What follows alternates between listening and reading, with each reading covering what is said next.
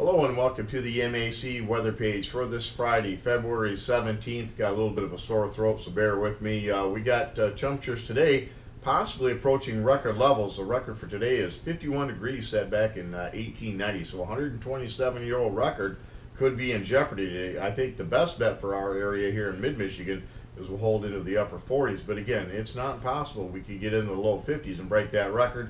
A much better chance of breaking a record will be on Saturday when the record high of 50 was set in 1954.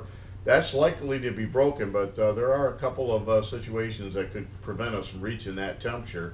One would be the potential for some fog, and again, with the cooler air, that would hold us into the 40s.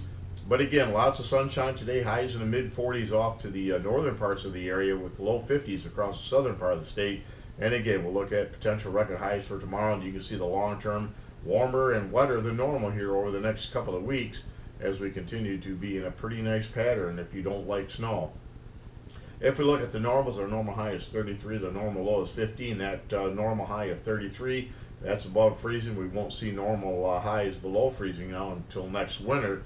And you can see back on this date in 2006, we had just over an inch of rain.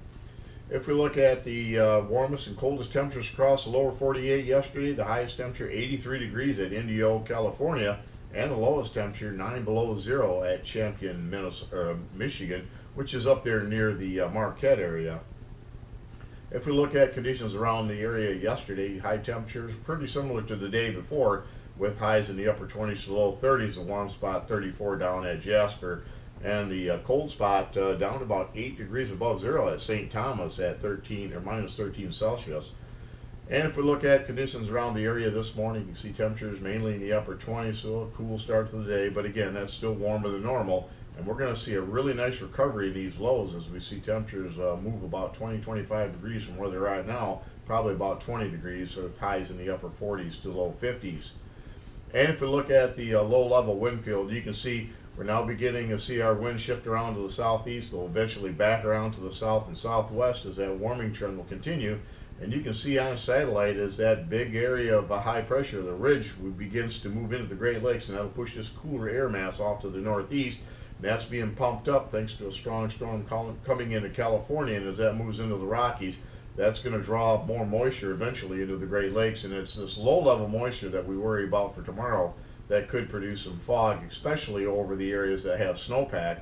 But again, we'll have to wait and see. That could affect our high temperatures tomorrow. But again, I think the surge of warm air should overcome the fog. Well, let's knock on wood anyway. You can see out there on radar, nothing going on across the state or the Great Lakes. And on this this morning's weather map, you can see the low pressure system that was dropping down from the northern plains. Again, it'll move off to the east. Again, there's no really moisture for this system to work with, so it'll be dry. And this whole area of warm air will push up to the north, and you can see by tomorrow's weather map that front well off to the north. The timing of the cold front is also a potential issue as to how warm we get. The warmest temperatures should be across southeast lower Michigan, roughly from around Saginaw down towards Grand Rapids and off to the southeast, where temperatures really should get into the mid to upper 50s.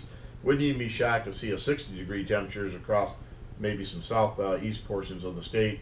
And again, if this front were to move a little quicker, that may affect the potential record-breaking highs here in mid-Michigan.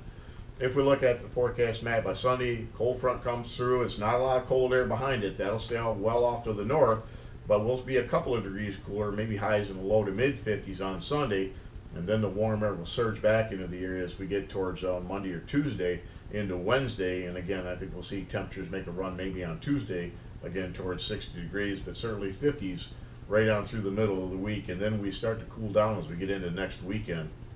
And if we look at the forecasted model highs for the day on Saturday, you can see in red is the European model, puts much of the area in the low to mid 50s, where the GFS in the blue would have temperatures mainly in the mid 40s to low 50s, the exception down in the far southern part of the state where they'd be in the mid to upper 50s. But again, I think the Europeans probably going to end up being closer to the truth. They did quite well last spring.